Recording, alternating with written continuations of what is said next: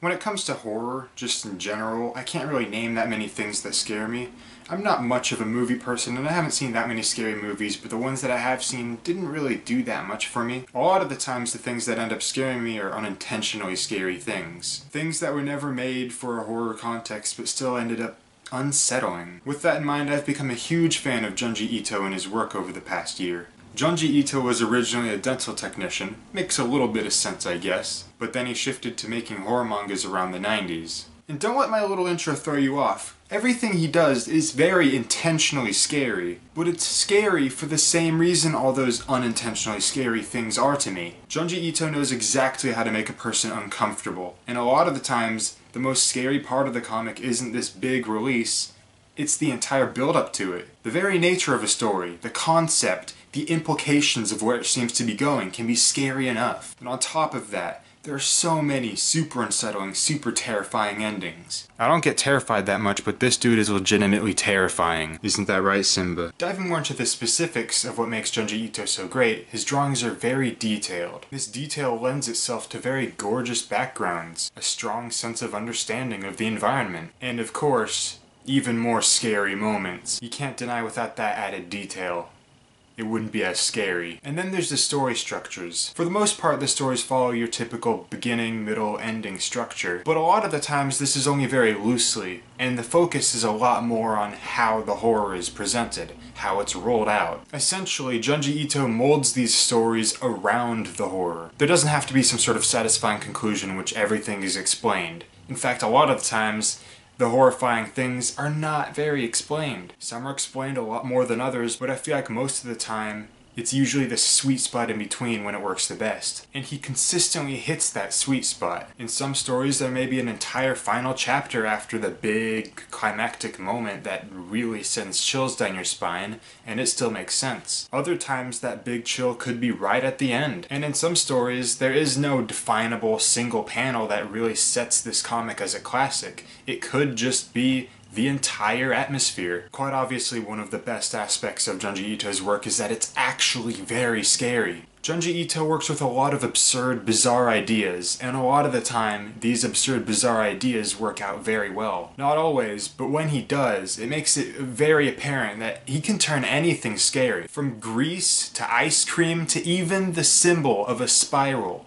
He can make it something that'll give you a nightmare. And it is because of this that no matter what the topic, I always go into the story expecting the worst. Because every single time I feel like I could be walking into something that's going to give me terrifying images for a while. He's got such a great delivery style with his stories. It should go without saying that if one of his best works revolves around an abstract idea, that a lot of what makes his work so scary is not the subject matter that he deals with, it's how he deals with them. He doesn't just go for the typical generic zombie ghost thing, but when he does, he usually puts his own twist on it in a way that makes you just Junji Ito also works very well with cosmic horror and this very big sense of helplessness. Several of his most famous mangas revolve around an unexplainable force that is just destroying everything, and all of humanity, or maybe just one town, is helpless against it. A lot of the times, individual characters can't help but contribute to their own demise, and that is more horrifying than anyone or anything doing it to them for them. That sense that something horrifying is going to happen to you and you only have you to blame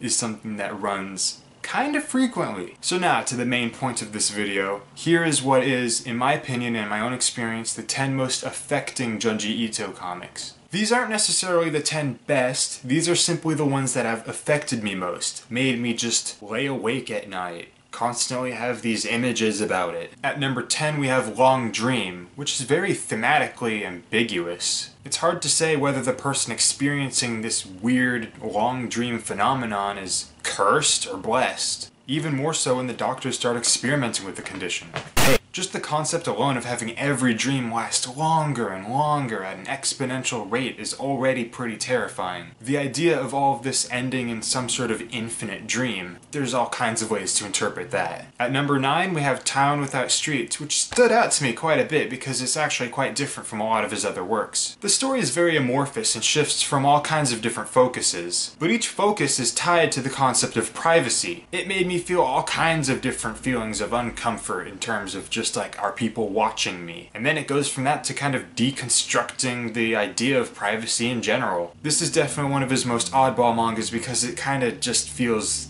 like, what the heck? There's a lot of different individual weird things going on, and all of it just makes you feel very uneasy. At number 8, it's The Hanging Balloons. This one is especially terrifying because not only is it basically just a scenario where no matter what, you're gonna die eventually, there's just no explainable reason for it all. It's just death with seemingly no reason or purpose, and that on its own with like zero chance of survival. No matter how you think about it, imagining this scenario in real life is just dark. At number 7, we have a story that I kind of held off for a while because I thought it wouldn't be as good as the others, but it really affected me, like wow. And that story is Dissection Girl. Again, the concept alone of someone that's just dying to be dissected in almost a sexual way, it's not really that scary of a concept, it's kind of just silly. And going into this story kind of being like, alright, okay, there's this one. It reinforced the fact that you do not underestimate Junji Ito. And the sad thing is I should have kind of seen the ending coming, but I didn't. At number 6 we have Gravetown, which revolves a lot around body horror and death. Things that are kind of usual in Junji Ito's works. But I think this one works particularly well because the concept has so much to offer. Most of the creepiness in the beginning has to do with how the graves got there. But then it shifts to some other pretty dang terrifying concepts, each one building up more and more unease. This is another one of those stories where the build-up is just as good as the release. For long stretches at a time, all you can do is think about the implications of what the characters have been talking about. Don't touch the bodies, and then all you can think about is what?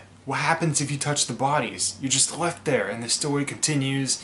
There are several points where it could have ended on a very scary note, but then it just keeps going. And I'm so glad it keeps going because it just keeps getting better. Entering the top 5, we have Glyceride. Oh man, yeah, it's definitely the top 5. I hate how much this one has affected me. Ever since reading it, it's all I can think about when I'm cooking a burger or just looking at my face. It is definitely the grossest story he has. It's a story where Ito pushes the limits on the subjects and turns it from a mere peeve to a full-blown phobia. Thanks for that. At number 4, we've got what I believe is Junji Ito's most underrated story, Mountain of the Gods, Precipice of the Unknown. This is another one that really caught me off guard because it's one that I found way later because I kind of already read all of his most popular famous works. There's a strong sense of offness in this story, especially with this part in the middle where the dude is telling his story about how he all of a sudden found himself alone. That's already enough to get me going. There's some moments in old video games where you suddenly find yourself alone, the music stops or something,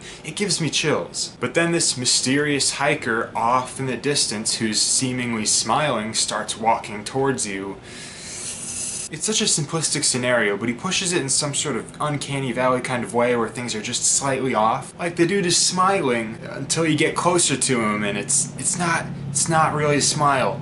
And you know, he's walking on the trail until you start to realize he's not actually walking on the trail. The tent segment also just adds to the brilliance. Picture you're up in the woods alone in a tent and it's nighttime. What's the last thing you want to happen? At number 3, we've got one of his more major works, Geo. One of those stories where cosmic horror is a large element of it, where basically all of humanity is just doomed. One thing I really appreciate about this story is the way it kind of shifts the villain. Because at first it's like, the walking fish, that's the problem. Oh no, all of the sea creatures are coming out of the ocean. And it shifts from that to being the mechanisms that they're walking on. You get a bit of lore that has to do with how they got there. And it shifts yet again to what is operating the machinery. I don't want to spoil too much about the ending, but I like this story a lot because despite being one of Junji Ito's stories that he kind of explains what's happening more, he still leaves it up for this kind of unsettling, ambiguous ending. Things continue to not be what they seem in this comic, and that is its greatest strength. It's great from a zombie kind of perspective, it's great from just an apocalypse kind of perspective, And if you go out and buy it, there's a short story at the end that's so excellent it's number 2. The Enigma of Amigari Fault. This is how I got introduced to Ito. This is pretty much his most well-known work, and I think that's for good reason. Every single thing about this story works so well in the sense of horror. And I think the main reason it does that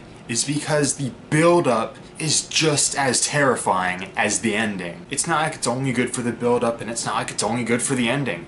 Both mesh super well. It's another one of those stories where the implications of where it's going are just as terrifying as the end result. I wish I could read it for the first time again, because all I could think is like, what the heck is the holes? Why are they there? What does it mean? What actually happens when you go into them? And this comic deals with isolation and claustrophobia, and again that kind of sense of you leading to your own demise, and several other things that I kind of want to list, but I shouldn't because it's kind of spoilery. And there's still a degree of unexplainability after you've read the comic, because again, how did they get there? In my opinion, the best types of horror are the kind you can't really explain. And for that, Enigma of Amigari Fault almost takes the cake.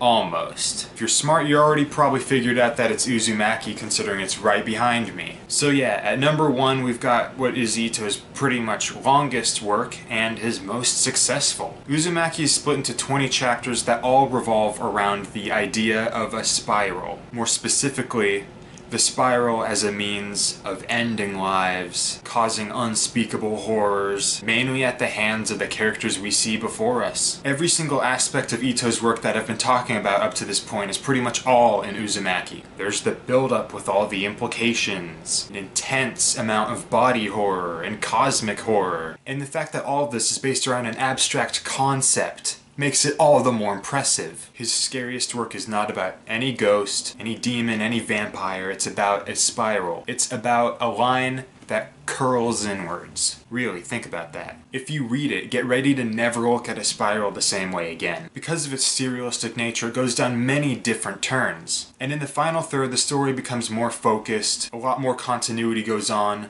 and in the end, it makes for a very satisfying conclusion. Ito knows just how to explain enough to make it satisfying while still leaving it a bit open-ended. There's always a degree of interpretation with his stories, which leaves it even more scary. All in all, Junji Ito is a fantastic horror storyteller, and it really shows. He's got such a great catalog, and even his not that scary work is still very interesting from a story perspective. He throws around a lot of oddball concepts, and a lot of them are very intriguing. And I recommend him for anyone who's in the mood for scares that will genuinely stick to you. Like I said before, I don't really get scared easily, so the fact that this video exists means this is very genuine. It's all around one of my best discoveries of the year, so hey, go check it out. And with that, I'm just gonna say there's a 10-ton cat on my legs, and I'm starting to lose circulation, and I should be concerned. I have a Discord, it's pretty funny. Your boy back at it at the cemetery for another Q&A. Paris Minto says, great video, man. Would you consider doing another recommended with a band or artist with a big discography? Yes, there's quite a few bands with a huge discography that I want to get to. First ones coming to mind would be like Pink Floyd and Swans. If I was really ambitious, I could do Viper the Rapper, but that would be several hours long.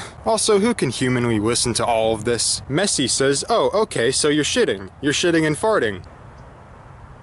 I could use some more Q&A, send questions my way. You know, after reading Gravetown, I kinda don't want to go here anymore. Help. Simba, you're a maniac. Kiara, stop hacking, I'm filming. Kiara, don't die. Kiara, don't die, I'm filming.